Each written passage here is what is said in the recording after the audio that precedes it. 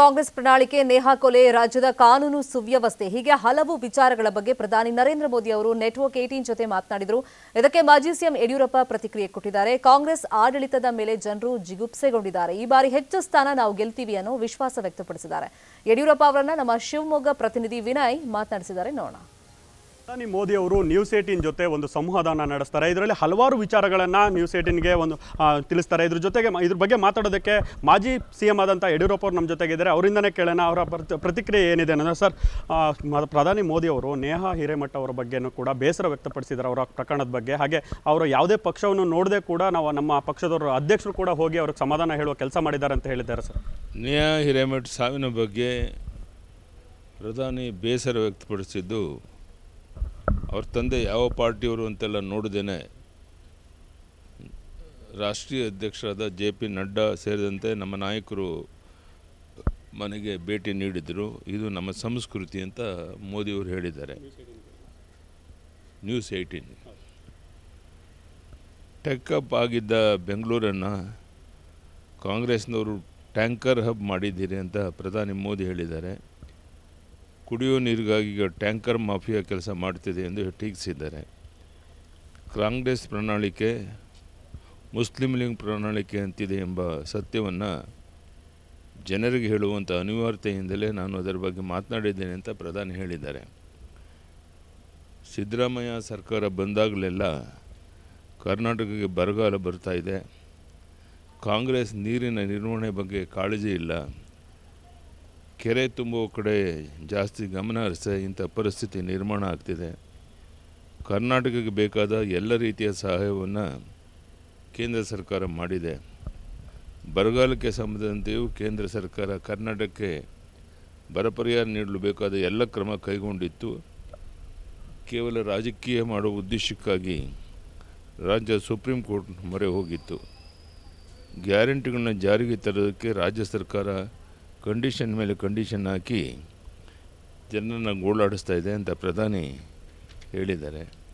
ಹೀಗೆ ಅವರು ತಮ್ಮ ಅಭಿಪ್ರಾಯಗಳನ್ನು ವ್ಯಕ್ತಪಡಿಸಿದ್ದಾರೆ. ಈಗ ನೇಹಾ ಅವ್ರ ಪ್ರಕರಣಕ್ಕೆ ಸಂಬಂಧಪಟ್ಟಂಗೆ ಪಕ್ಷ ಭೇದ ಮರೆತು ಕೆಲಸ ಮಾಡಿದ್ವಿ ಅಂತ ಪ್ರಧಾನಿ ಅವರು ಹೇಳಿದ್ದಾರೆ. ಸರ್, ಇದಕ್ಕೇನು ಹೇಳ್ತೀವಿ?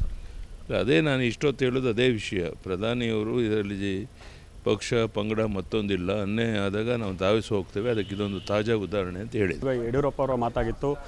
ವಿನಯ್ ಪುರದಾಳ್, ನ್ಯೂಸ್ 18 ಕನ್ನಡ, ಶಿವಮೊಗ್ಗ.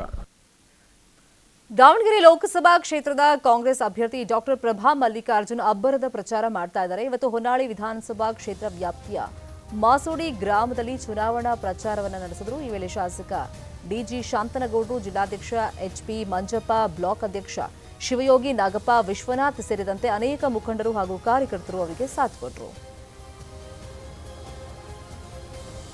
ದಾವಣಗೆರೆ ಲೋಕಸಭಾ ಕ್ಷೇತ್ರದ ಕಾಂಗ್ರೆಸ್ ಅಭ್ಯರ್ಥಿ ಡಾಕ್ಟರ್ ಪ್ರಭಾ ಮಲ್ಲಿಕಾರ್ಜುನ್ ಪ್ರಚಾರದ ಅಬ್ಬರದಲ್ಲಿ ನಿರತರಾಗಿದ್ದಾರೆ. ಇವತ್ತು ಹೊನ್ನಾಳಿ ವಿಧಾನಸಭಾ ಕ್ಷೇತ್ರ ವ್ಯಾಪ್ತಿಯಲ್ಲಿ ಅವರು ಪ್ರಚಾರವನ್ನ ಮಾಡಿದ್ರು. ಅವರಿಗೆ ಸಾಕಷ್ಟು ಮುಖಂಡರು ಸಾಥ್ ಕೊಟ್ಟರು. ಮಾಸೋಡಿ ಗ್ರಾಮದಲ್ಲಿ ಇವತ್ತು ಚುನಾವಣಾ ಪ್ರಚಾರ ಅವರು ಮಾಡಿರುವುದು. ಈ ವೇಳೆ ಶಾಸಕ DG ಶಾಂತನಗೌಡರು, ಜಿಲ್ಲಾಧ್ಯಕ್ಷ HP ಮಂಜಪ್ಪ, ಬ್ಲಾಕ್ ಕಾಂಗ್ರೆಸ್ ಅಧ್ಯಕ್ಷರಾಗಿರುವಂತಹ ಶಿವಯೋಗಿ, ನಾಗಪ್ಪ, ವಿಶ್ವನಾಥ್ ಸೇರಿದಂತೆ ಆ ಭಾಗದ ನಾಯಕರು ಅವರಿಗೆ ಸಾಥ್ ಕೊಟ್ಟರು.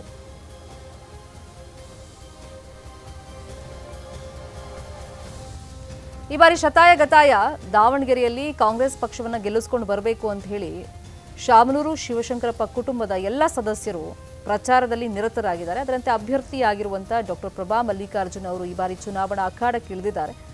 ಇಷ್ಟು ದಿನಗಳ ಕಾಲ ಅವ್ರ ಮಾವ ಹಾಗೇನೆ ಅವ್ರ ಪತಿಯ ಪರವಾಗಿ ಚುನಾವಣೆ ಸಂದರ್ಭದಲ್ಲಿ ಪ್ರಚಾರಕ್ಕೆ ಹೋಗ್ತಾ ಇದ್ರು. ಸೊ ಈಗ ತಾನೇ ಖುದ್ದು ಅಭ್ಯರ್ಥಿಯಾಗಿರೋದ್ರಿಂದ ಅಖಾಡಕ್ಕೆ ಇಳಿದಿದ್ದಾರೆ. ಅಬ್ಬರದ ಪ್ರಚಾರವನ್ನ ಮಾಡ್ತಾ ಇದ್ದಾರೆ.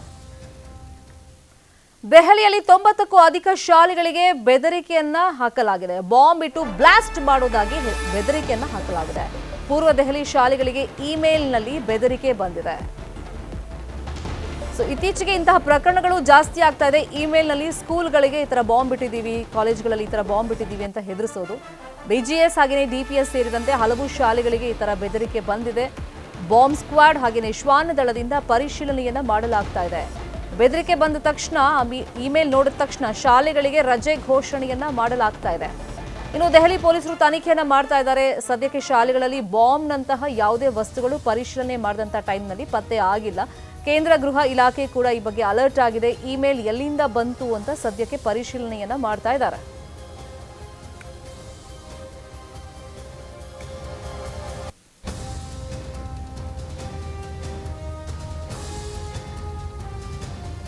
ಬೆಂಗಳೂರಲ್ಲೂ ಇಂತಹ ಘಟನೆಗಳು ಈ ಹಿಂದೆ ಸಂಭವಿಸಿತ್ತು. ಅಂದರೆ ಬೇರೆ ಬೇರೆ ಕಾರಣಗಳಿಂದ ಈ ಥರ ಇಮೇಲ್ ಕಳಿಸಿದ್ರು ಅನ್ನೋದು ಆಮೇಲೆ ಗೊತ್ತಾಯಿತು. ಬಟ್ ದೆಹಲಿಯಲ್ಲಿ ಈ ಥರ ಮೇಲನ್ನು ಈಗ ಯಾರು ಕಳಿಸಿದ್ದಾರೆ ಅನ್ನೋದ್ರ ಬಗ್ಗೆ ಪರಿಶೀಲನೆ ಆಗ್ತಾ ಇದೆ. ಕನ್ನಡಿಗರ ಮೆಚ್ಚಿನ ನಿಮ್ಮ ನ್ಯೂಸ್ 18 ಕನ್ನಡ ಈಗ ವಾಟ್ಸ್ಆಪ್ನಲ್ಲಿಯೂ ಲಭ್ಯ. ಕರ್ನಾಟಕ ಮತ್ತು ದೇಶ ವಿದೇಶದ 360 ಡಿಗ್ರಿ ಸುದ್ದಿ ವಿವರವನ್ನ ನೀವು ನಿಮ್ಮ ಕೈ ಬೆರಳುಗಳಲ್ಲಿಯೇ ಪಡೆಯೋದಿಕ್ಕೆ ಈ QR ಕೋಡ್ ಅನ್ನ ಸ್ಕ್ಯಾನ್ ಮಾಡಿ. ನಮ್ಮ ಚಾನೆಲ್ ಅನ್ನ ಫಾಲೋ ಮಾಡಿ, ನೋಟಿಫಿಕೇಶನ್ ಆನ್ ಮಾಡಿ.